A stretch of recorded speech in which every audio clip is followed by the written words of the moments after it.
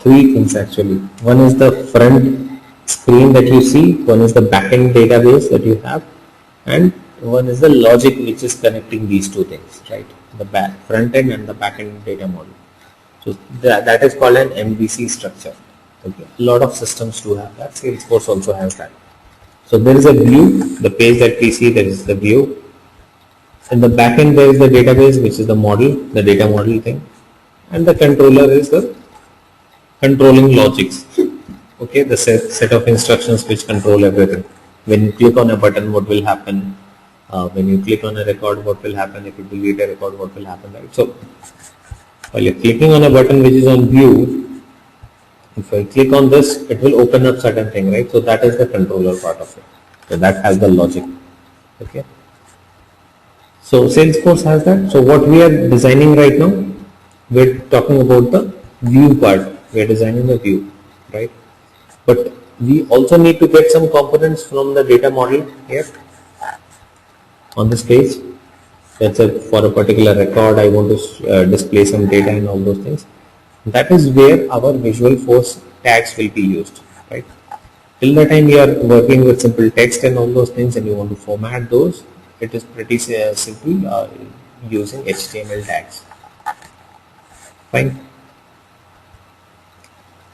So now let's say I want to bring in account detail on this page.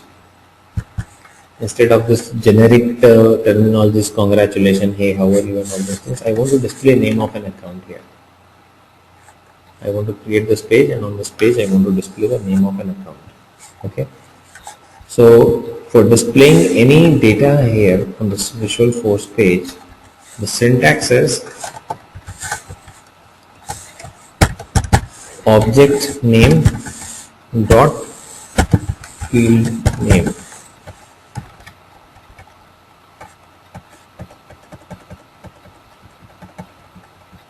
Okay. So if I want to show account name, what will be the syntax? Object name is account, field name is name. If I want to show contact first name, then it should be contact dot first name. So this is the syntax actually. Okay. So we just need to know the object name and the field name. So on this page, I want to display account. What do I need to do? Account dot name. Whatever changes you have made, you have to click on the save button for those changes to be applicable on the actual page. So just click on the save button. Oh, it throws an error. What is the error? It says unknown property account dot name. So it does not know what is account and what is account dot name as of now, right?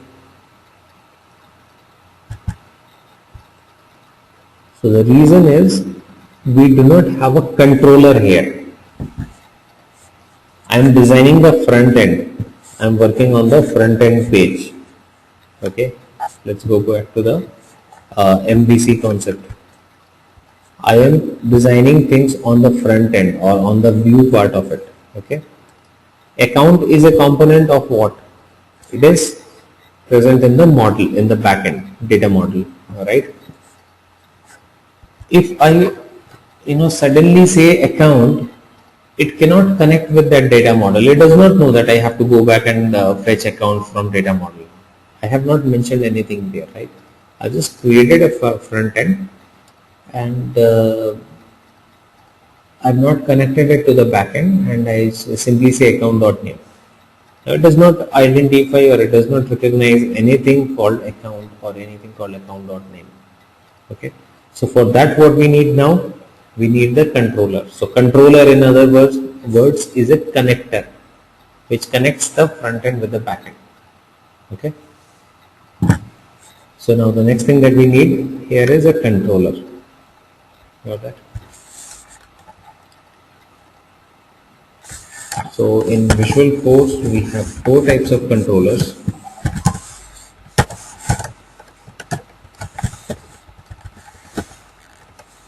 The first one of that is a standard controller.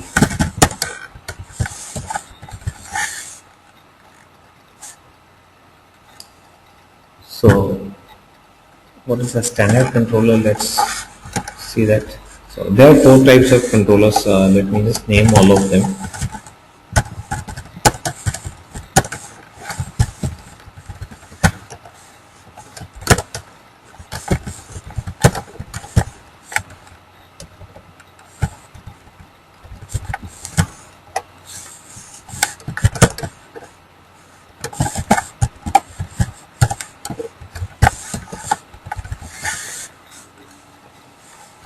Okay, so there are four types of controller that your Visualforce page can have, right?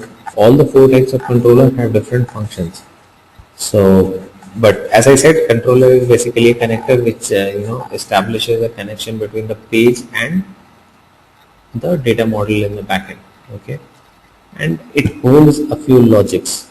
So it holds certain logics which would work on that page and help the page fetch the data from the backend database.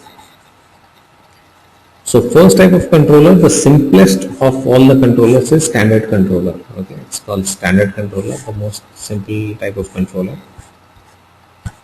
Okay, standard controller is capable of connecting the page with one table in the backend. So we have a lot of objects in the backend, right? Account, opportunity, contact, whatever these consultant project. So we have standard objects, custom objects, or list of objects there, right? What does a standard controller do? Standard controller connects the page with one object in the backend.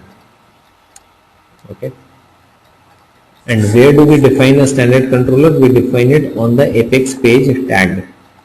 After this apex page, we just have to write standard controller equals account. So I told you, right, it can connect you with one object. So you just have to say standard controller equals that particular object name. So if you say standard controller equal account, this page will be connected to the account page.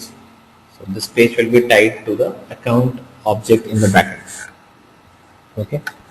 Now what is the advantage of defining a standard controller? The advantage is once you have connected it to the object in the backend, you will be able to fetch data from that particular object. Click on save now. Now it knows what is account. Now it does not throw error, right?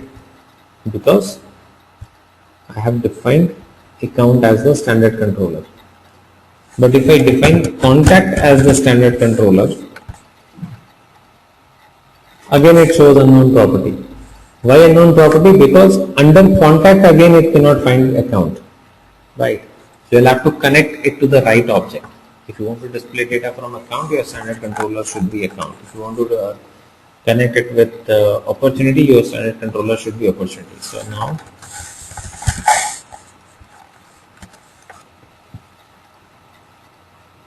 save this. Clear on this? How this standard controller thing is working? Now the second logic that we need to work on. I have defined account as standard controller, and I have also said account.name.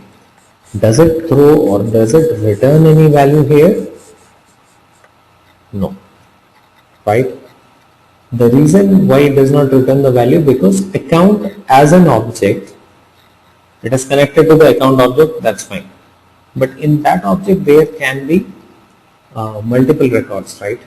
And in fact there are multiple records. There are more than 20 to 30 accounts right now.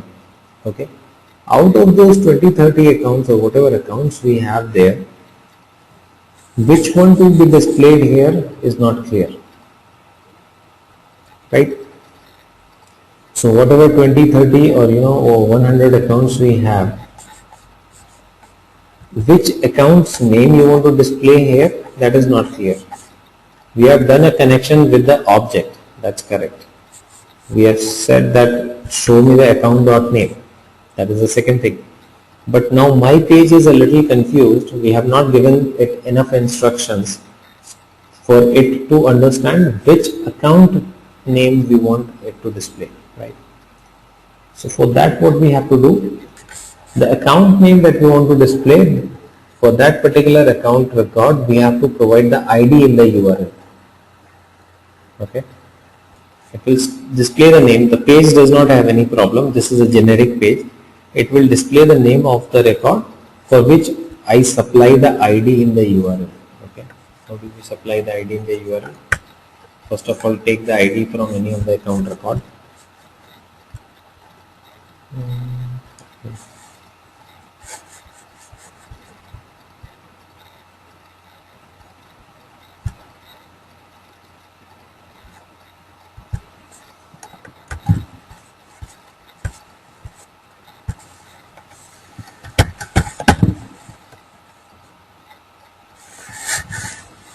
Okay. So open any account record. You must see that any record, not just account, contact, opportunity, whatever you open, has an ID. Okay. In the URL after salesforce.com, that record ID will be displayed. Right. So the same ID you have to copy. Right now I'm talking about Burlington Textile. Right. Go to your Visualforce page. After your Visualforce page name, you have to put these 4 characters, question mark ID equals. After these 4 characters, paste the ID and press enter. See, now it shows your account name as Burlington. If you would have taken ID of some other record, let's say if you had taken ID of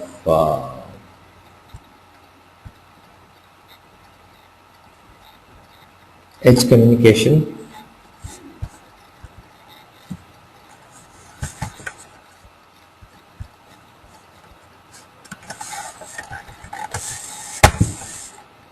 put that ID, press enter.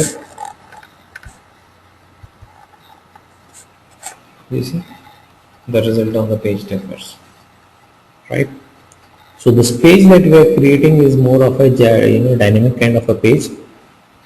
The basic components we have put here on the page itself, and ID needs to be supplied in the URL, and based on the ID it will show you the results, right? So I cannot go and create, if I have 500 accounts, I cannot create 500 pages for each account, right? So there's a generic page which we generally create, and values it picks from the record ID. Clear on that? Now same way, if I want to show other details of this account dot type, I give a line break here.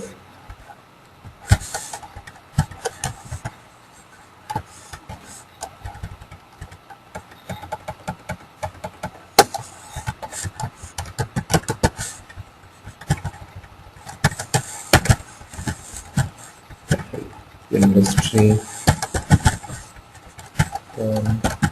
X. See